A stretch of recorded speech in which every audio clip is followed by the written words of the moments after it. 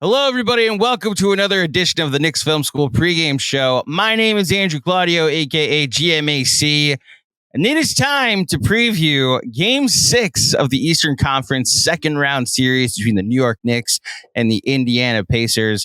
The first elimination game that the Knicks will play since their Game 5 and Game 6 against the Sixers. They are one win away from the Eastern Conference Finals. For the first time since 2000, they could potentially get to the Final Four of the Eastern Conference. I guess the NBA playoffs. I was 12 years old that last time that the Knicks were in the conference finals. So much was happening in the year 2000. Maybe we'll cover that throughout the course of this conversation. So, full disclosure, obviously, when I do these pregame pods, I bring on somebody that covers the other team. But there's somebody he just kept popping up on my timeline with great analysis of the playoffs in general and of this series in general. And just throughout the season, that was a common trend, too, that I just enjoy when this person just talks about basketball. And I wanted to get their takes. And just flatly, there's nobody really I wanted to talk to from the Pacers side of things. Shout out to Caitlin Cooper, though. That's not a shot at you. That's just part of the intro that I'm doing.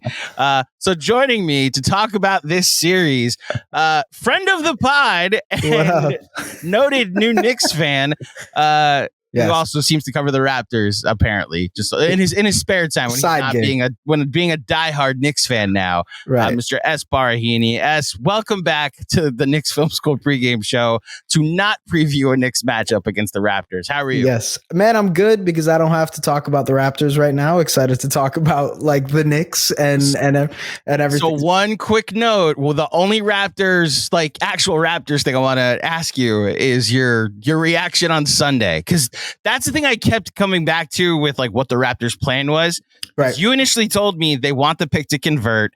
Then they just lost every game for a month and a half. And it was like, so do they want to get in the top six? And then lo and behold, the pick goes to the Spurs, and it's converted. Now the Jakob Poeltl, trade has been finalized.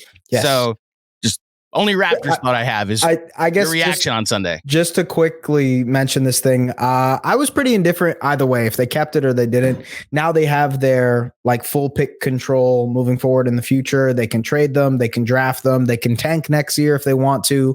They have that ability now, so I'm cool with it. Like, sure, I think. In hindsight, you wouldn't do the Jakob Poeltl trade in general if you knew you were going to rebuild, but they did, and you got to rip off the Band-Aid when it comes to this stuff. So now you got a fresh start, right? Scotty Barnes, IQ, RJ, fresh start with that stuff. The names from in my heart right there, IQ and RJ. Yeah. But Precious Achiuwa and OG Anunoby have not been the worst of trade-offs, especially now that the Knicks are a game away from the conference finals. And doesn't it feel like ages ago that trade happened? Like it feels like an eternity. Yeah, I've said it throughout the year. This season has felt like 17 different seasons, and it's also because of the injuries that have just piled up throughout the year. It's specifically the different eras of OG Anunoby being healthy that we've gotten to experience. There's the January, there's that little 3-game stretch in March where he came back and then was like, oh, my arm's still sore, I'm going to come back in April. And then he came back in April and they just didn't lose.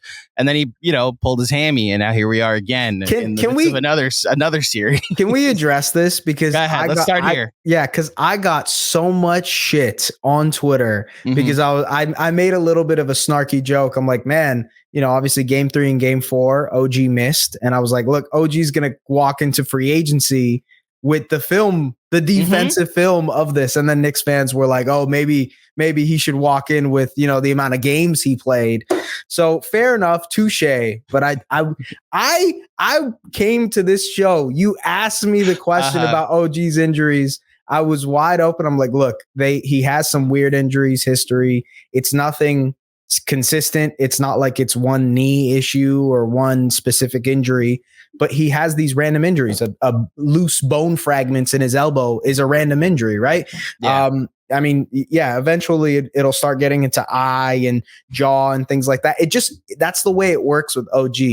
And yes, Knicks fans, I'm telling you right now, I'm on your side with this. All right. I understand where you're coming from. The frustration of a guy being this good and this impactful and not being healthy. I totally get it. But hey, I guess that's the bed you've got yourself in. You know what I mean? not to defend Knicks fans that yelled at you on Sunday, but you do remember what was happening to the Knicks on Sunday when you sent the joke. Yes. I know.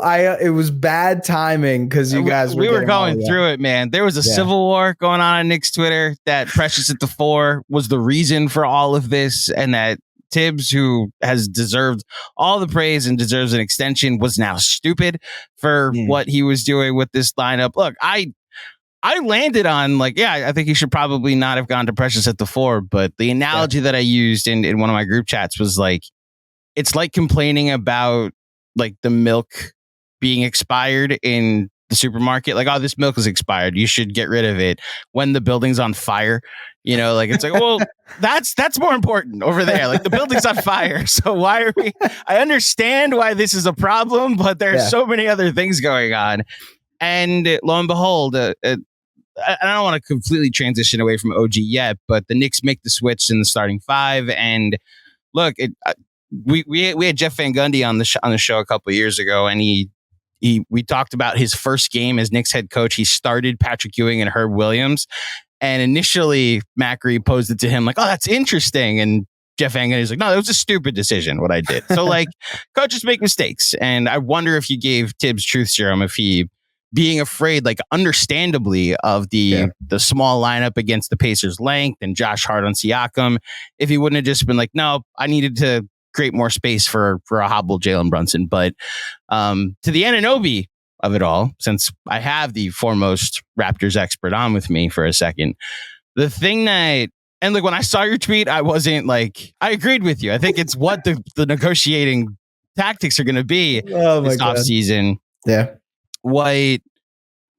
What's interesting for me is I have no idea how to evaluate what the expectation can be with OG, because yes, when they just don't lose, they don't lose when they play with him. They're 26-5 in games he's played, but he's only played 31 games since he came here. So I guess just from on the court, what you've seen, the fact that the Knicks can really go positionless and this new version without Randall, is that something that was kind of a Raptor staple that they could just kind of put him on a guard like Maxey or a forward/center like Siakam, and that the OG and Anunoby package is what you've been seeing throughout the playoffs, right? Yeah, big time. I thought he didn't. I thought he had some moments against Maxey in the first round, but struggled also containing his size and just the speed that Maxey had. I mean, Maxey was incredible in that first round. But then they had some possessions, especially late in the series, where he switched on to Embiid, or he'd be the primary on Embiid. And that's sort of the sell, because he's so strong. OG is, I don't know, 250 pounds, whatever he is, of just muscle. And I think that adds a level of athleticism. It adds that size factor to that Knicks lineup. And I know Randall's out, so it gives them that level of fluidity. But I think that's the intrigue. And for a point of reference on the whole lineup change, I think initially when Tibbs said, hey, let's throw Precious out there, I think that's what he was thinking. Let's get that defensive versatility. Let's get that switchability, because Precious is good in space. Precious can guard up and whatnot. And, he has that defensive fluidity. The offensive side of things is where he needs to figure it out. But I think that's what the initial reaction was to putting Precious into that starting lineup. And for what it's worth, I think the Deuce swap in game 4 and 5, game five, that had a massive trickle down effect, because now you have Precious coming off of the bench as the sole big man. And that brought out his defensive versatility. He was excellent in drop coverage. He was switching on to guys. He was his overall package defensively was so much more heightened, because he didn't have to worry about sharing a floor with Hartenstein and sort of being clogged up there, having to play a different type of defense or positionally being in a different side. So that's what kind of jumped out to me from game 5, where it was one single change like that, where you throw Deuce in. Obviously, it provides this offensive flow. The space was great. They were pushing more often. The transition offense was great too. And then it had this trickle down effect of, okay, Precious coming off of the bench. He's looking great. he's able to really, really maximize that. And then Hartenstein had a great game too, because I think it opened up the space for him to jump out and get those offensive rebounds. But yeah, I mean, it's just interesting the way those things work, right? Initially, I also thought, hey, Precious would make sense in that starting lineup, but it just wasn't enough offense. And then when you make that adjustment, it looks so much better. I think the first thought I had when OG went down in the second quarter of game 2 was it wasn't even necessarily as complex as like, well, what about the spacing? What about the defense? What, like the initial thinking of Tibbs? It was very much like, well, who's playing better, like Deuce or Precious at the moment? And at that point, Deuce was struggling to stay in front of TJ McConnell off the bench. So he wasn't hitting his shots too. Yeah. So like that version of him, it was almost like I know what the lineup data was, and the 5-man unit of the starting 5 that the Knicks had the other night was gangbusters in like 300 plus possessions during the season. Now, some of it came against no disrespect, but some of it came against the Raptors in that blowout in March. Some of it came against the Pistons and the Nets and some lesser teams, and they were 5-3 in the 8 games that you got to see that roster, that starting 5. So like I didn't take it fully as like clear cut, this is what you need to do. And I remembered the game that they started Precious at the 4 right after Anunoby and Randall went out against the Pacers. And Precious and Josh Hart and Hartenstein all had double-digit rebounds. And my thought was like, I understand if Tibbs wants to go possession battle with this, because I just need to see who's playing better. And then clearly in the first quarter on Sunday, it wasn't working. Yeah. I think the play better button that was pushed, the Tibbs basically hitting the shout out to Nekias Duncan, who has that bit on the dunker spot. Like sometimes the biggest adjustment is just to play better. Yeah. And like to your point about the spacing, the trickle down effect that everything had. While I spent like 2 days being like, I thought they got good looks on Sunday. Like I understood like people saying that it can't work with 3 non-shooters on the floor, but like I didn't think it was necessarily a product of how, like, are we scapegoating this one adjustment? And then like to your point, they just all played better. And like the 5-man unit that started was like a negative in the first half. It was when Precious came in. Those backup units were the ones that were actually building. Alec Burks getting you. Yeah. Right. The revelation of this series is that Alec Burks is back, because he was unplayable for the most part of his tenure with the Knicks. What is it like? I had the number the other day when after he had game 5, it was like 56 points in the last 66 minutes he's played. And then he played like it just, that's a great boost. Like he's essentially giving you the productivity that Bojan would have given you in those minutes, which is huge. So you're hitting on it. When they lost Bojan and lost Mitch, everybody, I mean, I too have pointed out how much payroll the Knicks are currently missing, like with no Randall, no OG, no Mitch, no Bojan. Yeah. But if you can trying not to get ahead of myself, because they have to win one more game, right? But going from like Mitch and Bojan to Precious and Burks, like it is a drop off, but it's not like 10th floor to the first floor. It's like 10th to the 7th, maybe even 8th floor. And if you can get OG back, that's an 8-man rotation that you started out the playoff with against the Celtics. Now, I respect the Celtics and what they've accomplished this year. I've just had a question about them that I think has reared its ugly head throughout the playoffs. And I think if the team is healthy, they can, which is what all I want to see is a healthy Knicks team. Like get OG back so I can just see it. And then as healthy as possible, because you're not getting... no Randall, but like even OG, give me 8 guys against the Celtics and make them play 6 close games, and just let me see it. Let me see them win 4 close games. That's all I want to see. I like that. I mean, look, I have gotten a lot of crap from Celtics fans all season where I was like, I am excited to watch the Knicks play the Celtics in the conference finals. And my main reason for that was the defensive versatility of the Knicks, throwing out these switch heavy lineups, throwing out units that like I think OG does well generally against guys like Jason Tatum and Jaylen Brown.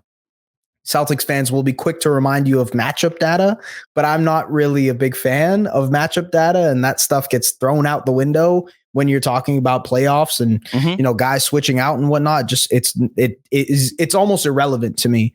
And like, yes, you might not be getting 100% of OG because realistically the hamstring, it's going to be finicky all series, whatever.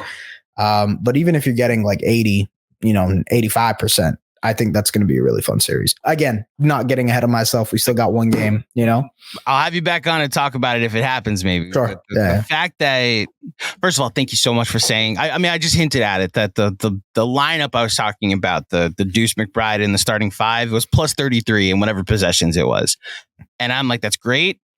They're not playing the Raptors. They're not playing the Nets. They're not playing the Pistons. They're playing one team. And it's why I have to look at individual matchup lineup data. And that's why I went to the Precious lineup during when they played the Pacers, as like, okay, I understand if that's what the sample you're going off of.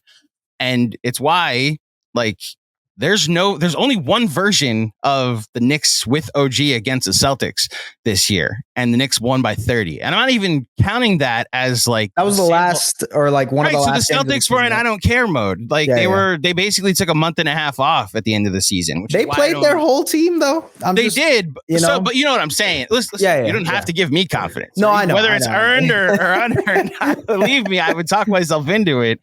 But like, I think you're coming in with somewhat of a clean slate, with the understanding that the 64-win team that had one of the best net ratings ever should be favored. Yeah. I know what their net rating overall is in close games, and the two close games we've seen them play in the playoffs, they lost. So go ahead. I have one thing that popped up in my head, and I want to mention it. I'm sure you've brought it up on the show before. I see a lot of people blaming Tibbs and the minutes and all that type of stuff. I think that is ridiculous. Absolutely asinine, whatever you want to call it. It's ridiculous because I've talked to doctors that work in the NBA. In Las Vegas, I got a chance to talk to the head physician of the NBA. And I'm like, yo, like minute restrictions, all that stuff. How does that affect it? He's like, I'm going to be honest with you. That is not something that is, of our worries. Like, we're not worried about a guy playing 48 minutes a night. Josh Hart playing 48 minutes a night. That's not really what the whole idea of minute restrictions and load management is. There's a theory that the more you play, the more you are built to actually play those type of minutes. And that's what you're seeing with this Knicks team. Like, they have the cardiovascular ability. They've played an 82 game regular season where essentially it's been, for the most part, like 8-9 guys. You go and you trust those guys for the whole team. They're built for this exact type of basketball. To say at this point, oh, all of these injuries the Knicks are dealing with is because of Tibbs is horseshit. That is not part of it. I think it's ridiculous to even assume it is, but that's the spiel I have for you, I guess. Well, so just to, first of all, bravo. And you're obviously preaching to the majority of the choir. Right. There are going to be a few people in Knicks land that no matter what happens, they're going to, usually in general, there are going to be people that will lean against the Tibbs way of doing things. Now, I'm respectful of all opinions, even the ones I disagree with. I think the thing I get frustrated with is the causation that gets brought up. Like, what I understand is I thought at first the OG injury you could actually attribute to playing a ton of minutes. I'm not going to say too many because it's the playoffs. So like, novel concept, play your best players the most in the playoffs. That's not like the alternative is play OG Anunoby less and lose to the Sixers, or be the 4. And by the way, be the 7 seed. This is not something that OG's not used to. OG has led the league in minutes for a couple of seasons in that Nick Nurse stretch. Like, this isn't like he's being thrown into the fire in terms of minutes. I'm just looking at his last 4 years in Toronto: 36 minutes, 36 minutes, 34 minutes, 35 minutes, and in New York he's doing 35 minutes a night. Like, I don't think there's any stretch of the imagination when it comes to him playing a lot and dealing with that type of whatever. I don't know, but yeah. But even if you went to Brunson's foot injury to be like, oh, it's because he's playing so many minutes. It's like, why does it Yeah. Why is playing your best player so many minutes a problem, though? Luka apparently has all these injuries. He's playing like Stan Van Gundy's thing at the end of the game 5 the other night, where he was like, look around the league. Embiid was on one leg and one eye, apparently, the entirety of that Sixers series. And he's playing entire second halves. Like, this is the playoffs. You load manage during the regular season so you can play more in the playoffs. And the Knicks, like, they've kind of bought into this. I mean, Tibbs was doing this when they started losing guys back in March, but like, I can't for the life of me be like, you're right. Not you in particular, but the narrative is right that Tibbs plays his guys too many, when it's not like the alternative is to play guys that were ineffective more. And like, you're like that, you got to earn your minutes. Now you could make the argument Alec Burks could have been in the rotation sooner, but even then I would challenge anybody to go watch what Alec Burks was the majority of his tenure with the Knicks. He earned his spot out of the rotation. And after that, it's like, add another center, like give me more Jericho Sims minutes so we can see more 8-second violations in a first half. You're preaching to the choir here. It's the playoffs. You play. You got to play. That's where I'm at. The thing I didn't want to fully, we've completely gotten way too ahead of ourselves and already talking about how they match up against the Celtics. They do have to win one more game. Yeah. And hey, that 3-day break is going to help, though. I really hope. And what's funny is all those reviews that Scott Foster implemented in the first half of game 5. Yeah. While everybody was getting annoyed, and it's like, oh, it's a Scott Foster show. And Knicks saying, we were like, good, we need these breaks. Like, we need these extra 3-minute breaks. Take your time, Scotty. You got it. Take a look at it. It's definitely a flagrant. Maybe not. Okay, take another look at it. Like all the reviews that you could. We were rooting for him. They do have to win one more game. They got to go into Indiana, a place that the Pacers haven't lost since March 18th, I believe. Obviously undefeated at home in the playoffs. If they lose, it's a game 7 on Sunday. So let me ask you, as a new Knicks fan, what is the thing you're most afraid of going into Indiana? Crazy shooting night. That's what I'm most afraid of. Just like a first half barrage from guys like Miles Turner and Nesmith and Hallie. And, if those guys just get cooking and go off in the first half, you're building off of a deficit. Now, for what it's worth, like even in this series, we've seen the Knicks kind of claw back from a 10, 15 point lead. Like game 3 was basically that. That being said, I'm not sure in an elimination type of game, right, where the Pacers are facing elimination, if in the first half, if you're down 10-15, at this point, it might be tougher to get back into the game, especially against a team that's just going to be pedal to the metal the entire time. I think controlling the pace also initially is going to be super important, because Indiana is going to want to look to run at home a lot, and how you're going to be able to manage that pace. Like the Knicks ran a lot in game 5. Like their pace was incredible. They matched that intensity. And I either want them to continue that and be the guys who are setting the tone and setting the pace early, or, kind of slow it down from the Pacers perspective and really bog them down defensively, make things tougher on them, make sure they don't get into a hot start. That's probably the initial thing I come to. But for what it's worth, as much as I am a Knicks fan and I want this team to win and get to the conference finals, I might be in New York on Sunday, like I mentioned. So there's a part of me, it's a tiny part of me that is like, it'd be cool if I could be there for a game 7. That's all I'll say. That being said, I'm cool if it's game 1 of the conference finals, and I'm there hanging out. That's not a problem. I'm cool with that too. I think I'll say, so first of all, I want no part of a game 7. So I hope we're watching game 1 together, my friend. But I understand. So Lebitard asked this. Don't you want like the special moment of a game 7 at the Mecca? And it's like, no, I want no part of a game 7 where anything could happen at the Mecca, sir, especially Knicks Pacers. Now, I will say the Knicks are, I believe, 1-1 in their rivalry long-term against the Pacers, which like the 94 and 95 game 7s have nothing to do with the 2024 game 7. I just wrap this up. Like, if you can wrap this up in 6, and then, I'd be confident with the Knicks being at home in game 7. I don't want to experience it though. However, what you really hope for, I was just going to say, what you really hope for is Minnesota win tonight and then you finish off the series. You get a 4-day break. I was going to say, I don't want you to have nothing to do on Sunday, but I actually kind of want you to have nothing to do on Sunday. We're watching Game 7 against Denver and Minnesota because the schedule's just been so weird. How we went from this very spaced out first round with multiple 2-day breaks in between games to every other day for the most part in the conference semis, and then the conference finals.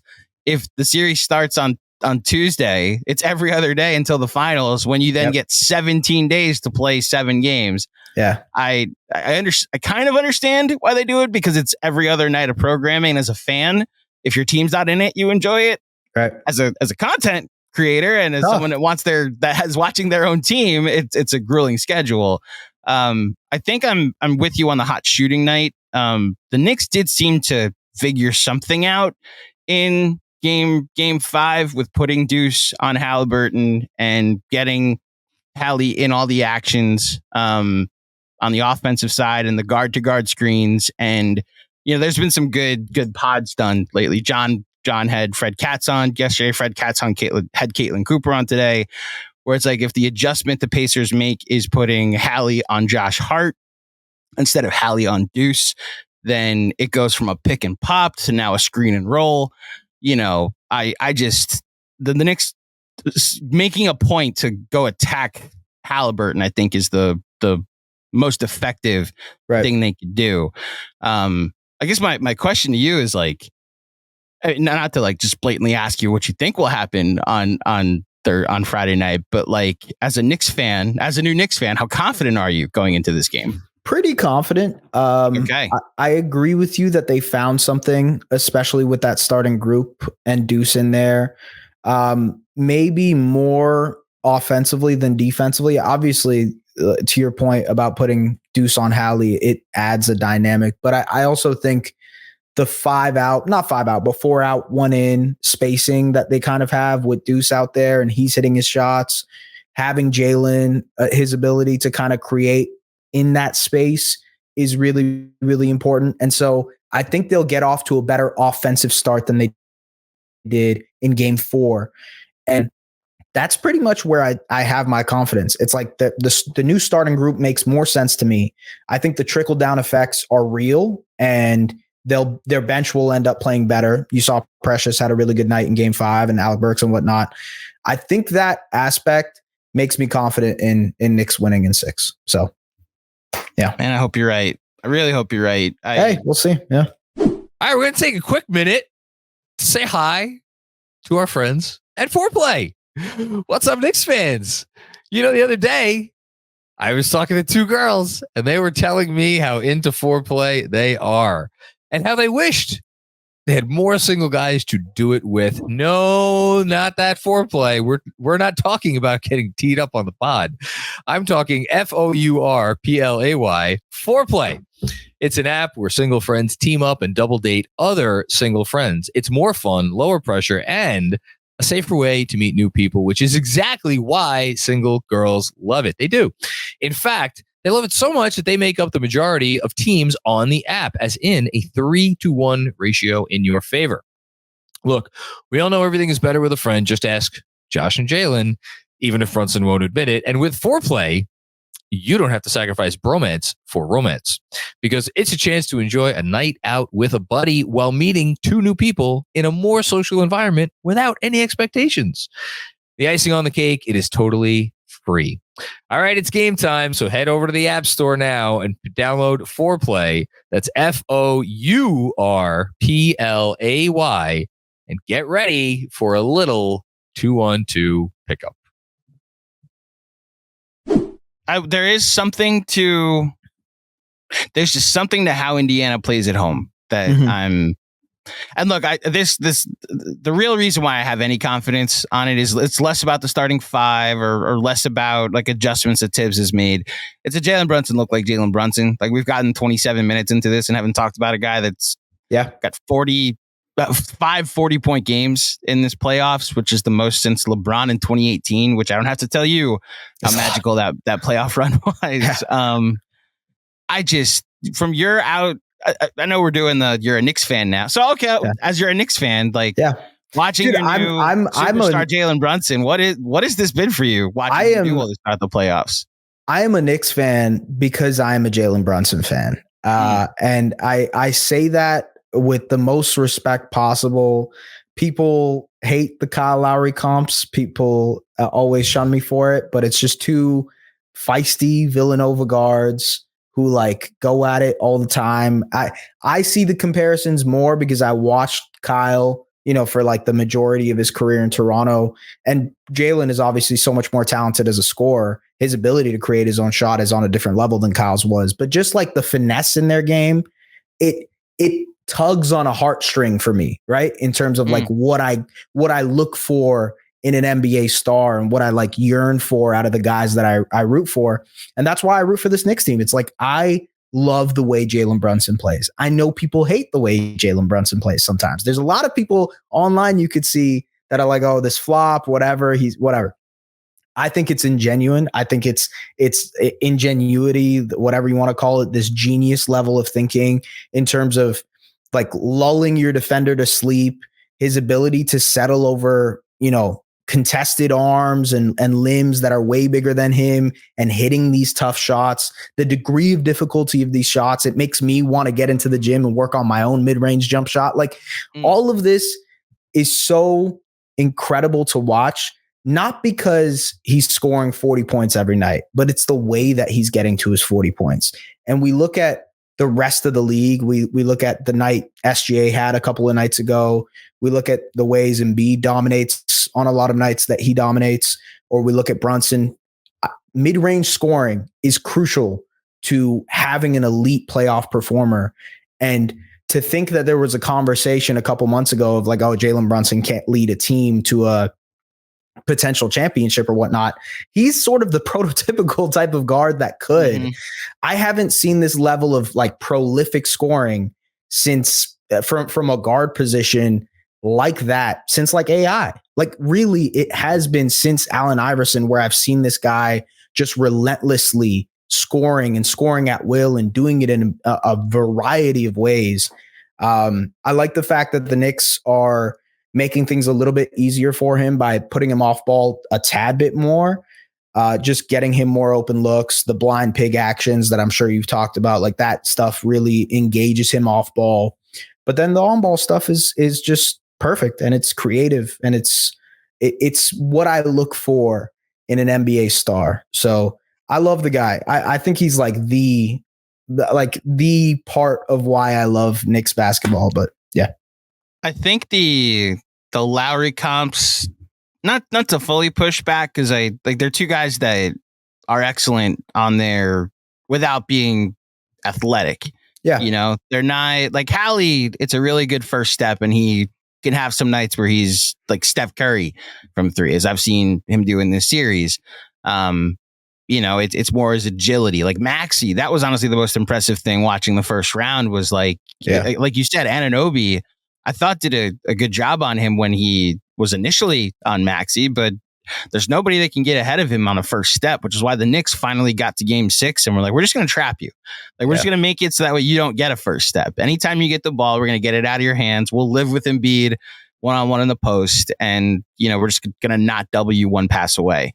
The thing that where Brunson is just far exceeded. I liked the signing when it happened. I defended it. I never thought they were getting a superstar when it happened. But the more accurate comp, and this is how delusional I'm getting as a Knicks fan, because I agree with you about, especially defensively with Lowry. Well, Lowry's better with his hands. Like Brunson being a smaller guy, he's just like, I'm going to take charges. I'm like, that's the best way I can play defense is to take charges.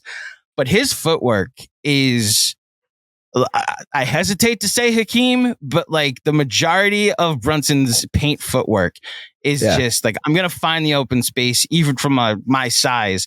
And you're just going to be like, oh, how do you get that up? And next thing you know, he's got 40 points without getting a ton of free throws, getting a ton of 3-pointers. And that was, I think, the most impressive part about Game 5. That was 6 of 17 in the second half. He didn't shoot that. Like, he only took 7 free throws and didn't hit a ton of threes. It was all mid-range. It was all 2-pointers. And like, he'll have nights like that when you're just wondering how you'd think you held off some of the more in your face scoring, and then you look up and it's somehow a quiet 40. Yeah. You know, having a 6'1" guy who can get, or I don't know, what is he supposed to be? 6'1". 6'1". Sure. Yeah. Whichever one he'll thank you for. He might be 5'11". He might be 5'11", like the NBA combine stuff. He might be 5'11" without shoes. But exactly, a guy that size who can get 2 feet into the paint pretty much any possession he wants, and doing it the way that he does, rocking a defender to sleep, using that pivot, the footwork, working on balance. Like, this is the level of craft you have to be able to get to be able to do the things that he does at his size makes him, like, pound for pound one of the best scorers in the NBA. You're seeing that. Like, that's it's truthful. I mean, all of the comps to the scoring efficiency and usage that people get to, like, AI, like that, it's right. That is the type of score that we're looking at right now. And I think he's well on his way to being probably like second or third all time in terms of single season playoff scoring for the Knicks. Like, Ewing, Patrick is like, he's number one. Nobody will probably get to him because it's like, I don't know, it's like 600 points or something. That's ridiculous. Yeah. But he's at 473, I think. And he's tied with Walt for 7th. He'll likely get to like 3rd or 4th, which, I mean, that is crazy. Contextualize that. That is unreal. It's him, Bernard King, and Patrick. And you're like, what? How is that? It's incredible, man. Now, there's 2 aspects to that. One is that it's for the Knicks, which has not experienced a lot of playoff success. Like, Melo only made the second round once. Otherwise, I'd assume he'd have, and that's partially an indictment on Melo, partially an indictment on the Knicks. But I think it's more credit to Brunson that like missing Randall, missing now OG, like really being their sole creator of offense. And like you mentioned, like the blind pig actions, like they do run some stuff through Hartenstein. Like they do that gut Chicago stuff too, where they bring Hart through the middle. They've been running these Spain actions for years now, but it's a little different. With so many missing pieces, it's really like a lot of run it through Brunson now. And like even a bad defensive team like Indiana, I know for 2 games we thought that Aaron Nesmith was Bruce Bowen, but no, Jalen Brunson was hurt. But even like a good defensive team like the Sixers that made his life hell, he figured them out by game 3 and then was unstoppable for the next 4 games. So I was thinking about this last night watching the Mavericks and the Thunder, that like sometimes for your franchise's fortunes to change, you really do just need, like, sometimes it's a little bit of luck and then you just point back to that moment. Big time. And for the Thunder, it's like, oh, the Paul George trade happened and we didn't know that SGA was going to be like a future MVP candidate, but our fortunes changed that moment. For the Mavericks, swapping, it was literally swapping Trae Young for Luka, and you probably thought you won the trade that night. You probably didn't. Maybe you were optimistic about Luka, but like with the 5th pick in the draft, you were able to like change the fortunes of your franchise forever. And with the Knicks, it's so funny you mentioned that, because this is something that I've tried to relay to Raptors fans who are so obviously this is a start of a rebuild and they don't know how this will all shake out. And the truth is you don't know how it's all going to shake out. Like, I don't think the Knicks, when they signed Julius Randle, thought he was going to become a 2-time All-NBA player or, and like, I don't think they expected Jalen Brunson to become a top 5 MVP candidate. They just thought these were good players who could be on good teams and maybe help them change the culture around there. It turned into, you do need that 15% of luck and obviously some things to go your way. But man, it's sometimes rebuilding doesn't go the traditional straight line way that you expect. And so you got to kind of just roll with the punches. Otherwise, hey, the Knicks should be led by Frank Ntilikina here in the, you know what I mean? But it isn't. That's not how it goes. That's not how it works. You need some things to kind of go your way. And Brunson and Randall are that, Well, there is an alternate world where the Knicks take Tyrese Halliburton in 2021 and then, or I guess 2020 for the COVID years are weird to calculate, but the 2020 draft, if they take him instead of Obi, Brunson probably never happens. We thought Obi Toppin for a couple of years should have been the starting power forward. At least when they drafted him, they thought he was going to be the starting power forward. And then, to your point, the consolation prize that was Julius Randle became a part of the culture setter. And your quick thoughts on they're doing all this without Randle. I'm half like, come on, like of course they'd be better off. Brunson wouldn't have to work as hard. They'd have another body, which I think is good. Right. I think where I land on because there is a motion that's like, oh, they're doing all this without Julius Randle. Look at this. Like, of course they're better off without him. And I'm like 20% there that they're better on defense. They've found an identity with this Villanova connection. And I'm 80% like, it's because the key is OG Anunoby. Like, yes, yeah. That's more where I land on this. They're not better off without OG Anunoby. The other pieces are outside of Brunson are somewhat interchangeable, and they've just like it's more like OG Anunoby is the missing piece that stands out more. But where are you on as far as the Randle of it all? I think it's fascinating to see what they'll do this summer. And I'm not going to we don't need to necessarily dive into that. It is the question. Yeah. I just think like this team clearly needs another offensive creator, and Randle is that. Like, he can be a guy who can get you 20 plus points and get to the line and make those passes and play. For what it's worth, I think they actually benefit a tad bit from some of the decision making that Randle would have in the postseason, and some of the ways that he deals with doubles and whatever, right? Like, all that stuff is clear criticism for Randle that he needs to get better at in the postseason and whatnot. That probably helps them in terms of offensive efficiency. And for what it's worth, I think it's a really compelling question to see, like, okay, if we were to go ahead and just take away Randle from this team, have this group for next season, and replace Randle's salary with maybe more depth or another creator, whoever you want to call, like if you can find someone else who can be a creator for this team with that salary, it's an interesting theory to think about. Is that in practice going to actually happen? I don't know. I don't think so. Obviously the Knicks have tons of decisions. I saw this post today where it's like, these are the amount of things that the Knicks have to handle this summer. It's 8 different things. Yeah. And like, that's a lot. Like Hartenstein, OG, Tibbs, like you have a lot of salaries that you have to go out and be like, hey, we're going to pay you. I've told you this before, but I think like next season, fully healthy, given where they're at, given where Brunson is at, bringing Randle back and OG, I think the Knicks can win the East. Like, I really do think so. It just depends on how they, I guess, coalesce and how Randle adapts to this new situation. Because I do think next year's team will look differently at where Randle is in the pecking order of things. I think it was like 1A, 1B with Brunson and Randle for a little bit. Now it's like very clearly going to be 1 Brunson, 2 Randle. How does that shift kind of adapt? You know what I mean? Yeah. I think the thing I go back to with Randle is, and like, maybe this is right or wrong, I have no idea. I can't be a hypocrite and be like, regular season lineup and sample sizes don't matter, and then go back to a regular season sample.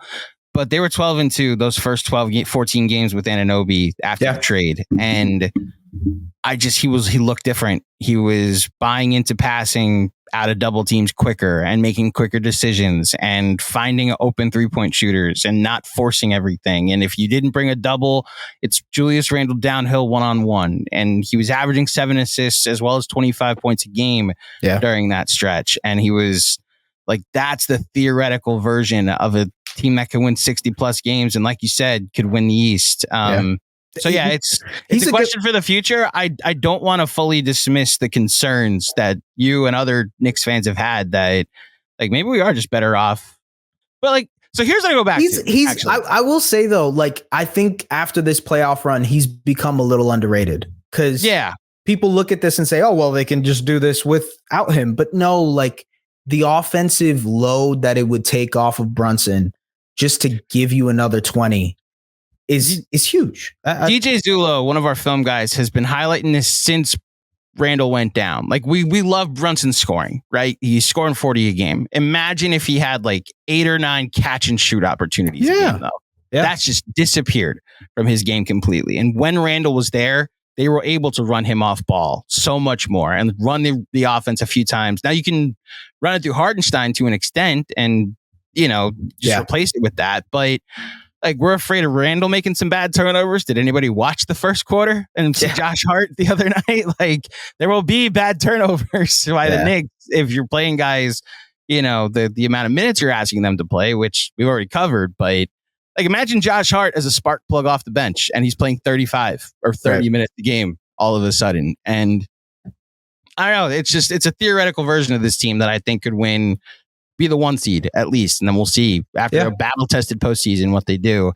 As far as now, 2 days away, again, not projecting. We've talked about how confident we are. Mm-hmm. You mentioned potentially being in New York for either a game. Well, I guess not for a game that would happen in New York, but for a playoff game. Yeah. The last thing I want to discuss with you, because this isn't actually something you can speak to, but I want to get your perspective, because you did hint at it with like the Tibbs conversation that's come up nationally and how he's playing guys too many, that narrative that has popped up. Yeah. But whether it's Chandler Parsons or Colin Cowherd or Draymond Green or Charles Barkley or the city of Philadelphia and whoever is left in the city of Indiana and many Reggie Miller and many a doubter, right? Right. There seems to be a rush to discredit what the Knicks have done this year. Mm-hmm. And I don't fully I just don't understand from an outsider's perspective why I wouldn't watch what they're doing and be inspired. Yeah. And then from your perspective, like, what do you make of that noise? And I guess your perspective on what the Knicks have done to this point, right? I think it's so clearly a way for people to rationalize what they're seeing, because they're so used to the Knicks being bad. And they're so used to the Knicks not having things together, that they look at it as if it's the same organization that it was 5 years ago, as if it's the same talent recognition that they had 5+ years ago or whatever. This team knows how to find talent. This team recognizes the types of players that it wants. And not only does it have the ability to go out and get it because they're New York and they're a big market and all that stuff, but they've built this culture that I think other players want to play with. Like, if I was a player, I would want to play for the Knicks, because it's this like camaraderie and this level of buy-in that everybody has that you're sort of curious to. You're like, why are these guys working their ass off? Why are these guys diving on the floor, playing 48 minutes? And excuse me. But like, in general, I think that's what it is. I think some people are skeptical because they're so used to what they think the Knicks organization is, that they're not adjusted to the talent recognition that they have, the ability to build a winning culture, guys like Randall and Brunson buying into that system. I think that's part of it. And for what it's worth, I will say the other aspect of this is I think some people want to discredit the Knicks because it's a bit of a contrarian take. Like, they've stolen America's heart in a lot of ways. Like, how can you not root for this Knicks team? How can you not be in love with the way that they play and like the way the city buys into them and the Knicks legends coming, and being on the bench, all that stuff is so incredible. Any team would wish to have that. And so I think that's part of it. It's like that yearning that you want that for your own fan base, for your own team, what's amazing about everything you just said, because I agree with you about some of the contrarian takes are out there are just so people will recognize, and it's, hey, look at me, Knicks for clicks. Like, the Draymond take isn't, I have to believe that someone I used to think was so intelligent wouldn't have such an unintelligent take and not have the logic just be that I want people to pay attention to my podcast. Like, to call this a fluke and compare it to the Hawks and the Blazers of a couple years ago, I get what you're doing with the small guard, but like, they're going to pay everybody and jam up. Yes, because paying Isaiah Hartenstein and OG Anunoby is a bad thing.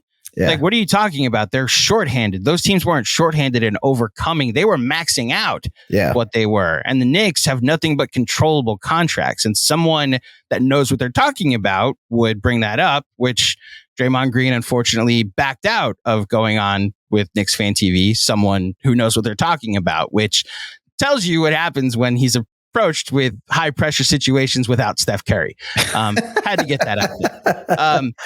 But like the rest of it, it just seems like if you don't know what's actually going on in the city, and it's why I've applauded people like you and other places that I've seen that are like that's a really cool thing what's going on in New York.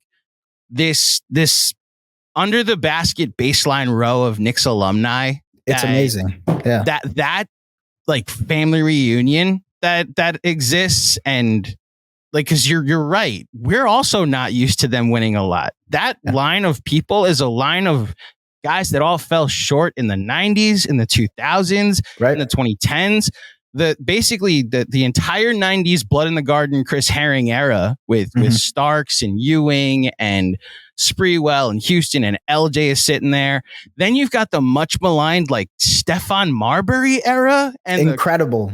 Right, like he's up there like jumping, and he's another number 3 with John Starks cheering on Josh Hart. Like I need Eddie Curry there. Bring David Lee, Al Harrington. Yes, Nate Robinson. Nate Robinson has some health stuff going on, but like imagine if he sat courtside for one of these, and you have like all of this good juju that's working its way from the Knicks alumni to enjoy this version of this team. Yeah. And then like this came up with Kelly Oubre in the conference in the first round. But like the celebrity row, like they did a who's in the house montage of who was there for game 5. And yes, like Ben Stiller, who's like a legitimate friend of Knicks Twitter. Diehard, right, like a diehard Knicks fan. You got Sam Morril and Jerry Ferreira.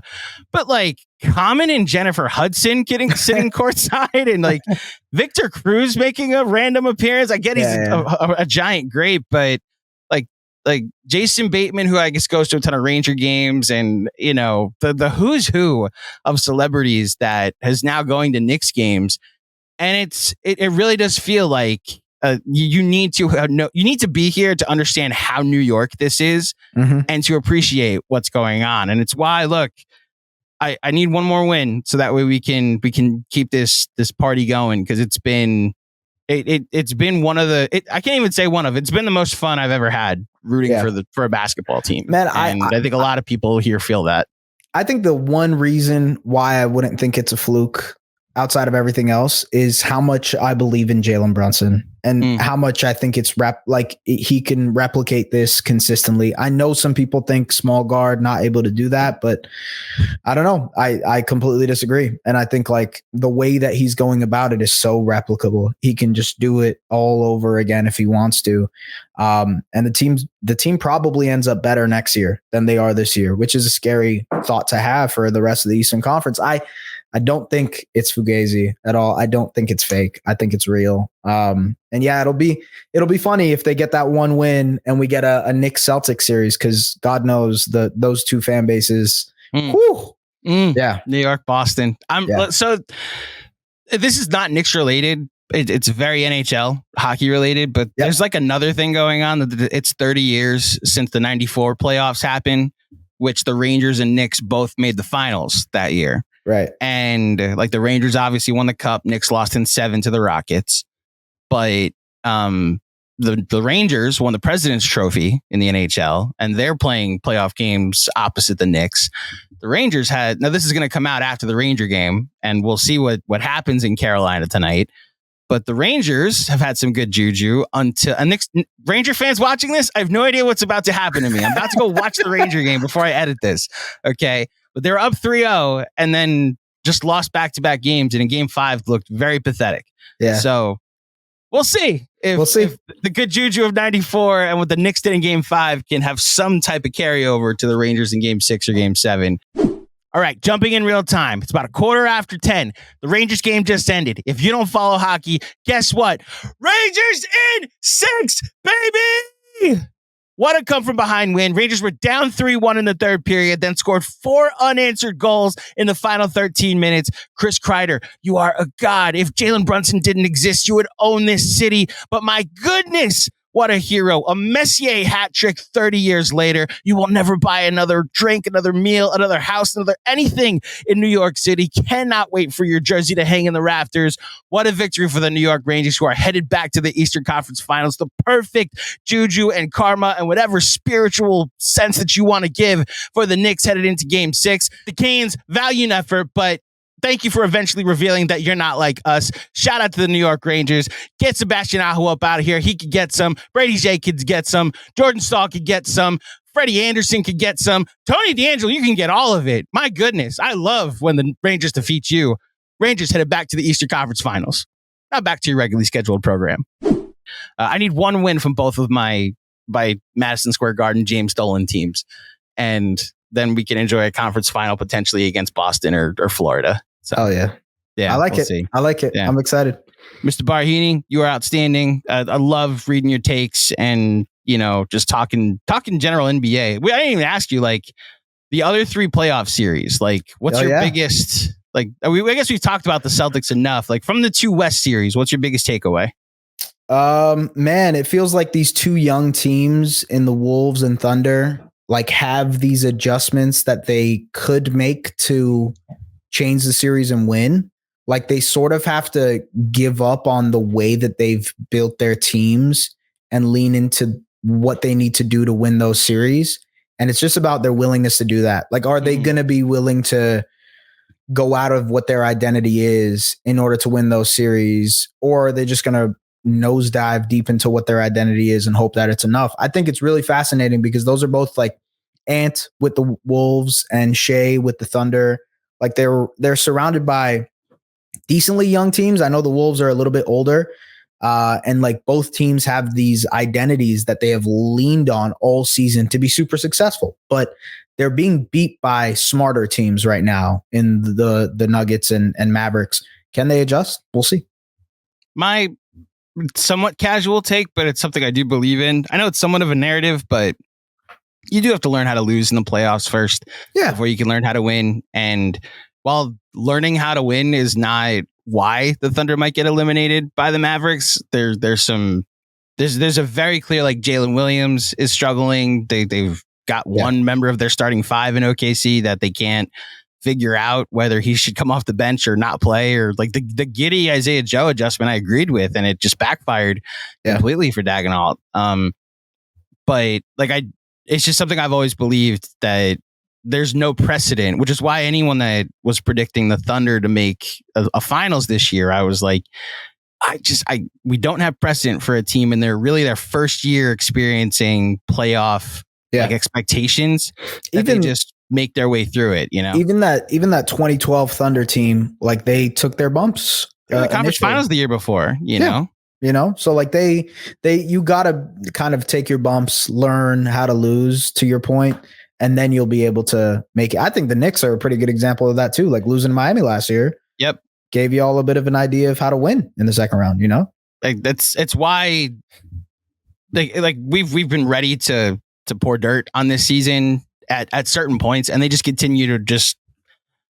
The thing I keep going back to with the Villanova connection is there is a hint of bumps already accrued by the Villanova trio. And then you bring in someone with playoff experience like Anunoby, and they're somewhat developed, but to your point, as together you had to learn how to lose last year, and then you come in this year and it's their second run together. So we'll see.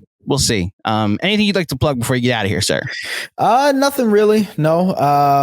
Tap in. I do some writing for Forbes and Sporting News. You can obviously check me on Twitter at just Es Baraheni, but happy to talk Knicks. Always happy to talk Knicks.